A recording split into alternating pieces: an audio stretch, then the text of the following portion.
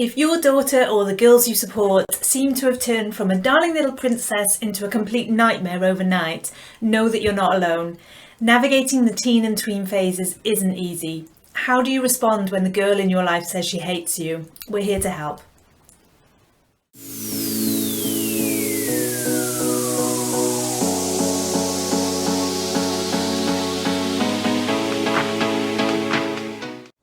Hi there, I'm Nikki from the Girl Lab. We help professionals, organisations and parents to better support girls and young women while we work to address the big picture problems affecting girls' lives.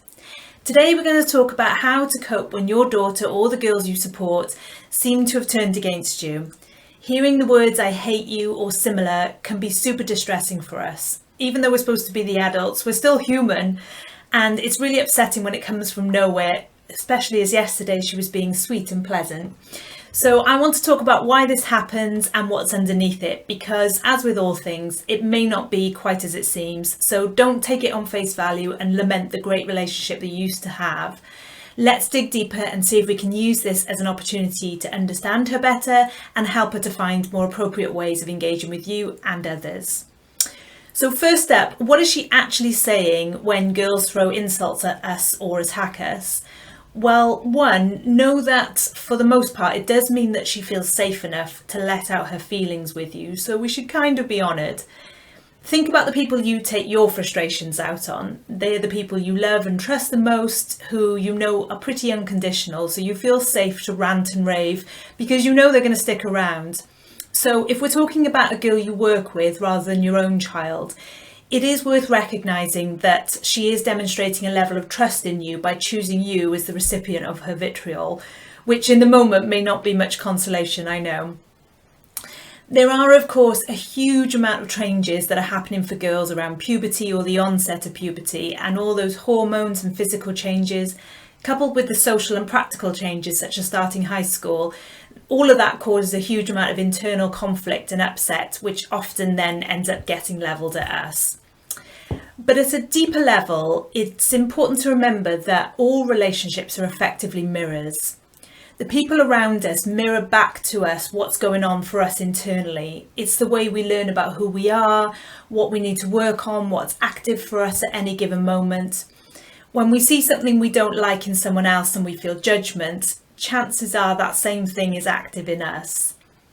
So when we're critical and angry with others, often it's just an externalized version of the self-criticism that's lurking in the background, or the frustration we feel with ourselves. Now, of course, that's not always the case. Sometimes we're justified in our anger or our frustration with others, and it isn't necessarily about us. But do remember that like energy attracts like energy, and when it comes to our girls, the way they feel about themselves is often externalised and put onto others as a way of her being able to sort through and deal with her feelings. This unconscious process of projecting her feelings onto you allows her to create some distance with what's going on internally by making it your fault. So when she says "I hate you," what she's often actually saying is "I hate myself," or words to that effect. All of the insecurities, the frustrations, the fears she has going on inside, of which there are many during adolescence, they're so confusing, and girls haven't been taught to self-reflect and sift through these feelings, so they end up all getting put in the box marked "somebody else's fault, yours." It's also worth noting that our culture is literally teaching girls to dislike themselves, and we'll talk more about this in other videos, but by this I mean what they see surrounding them every day are highly polished, edited, perfected versions of reality that don't match up with who they are. The models in magazines, the celebrities on social media, the families they see in TV shows, they're all very curated, edited, perfected symbols that in some cases are deliberately designed to make girls turn against themselves.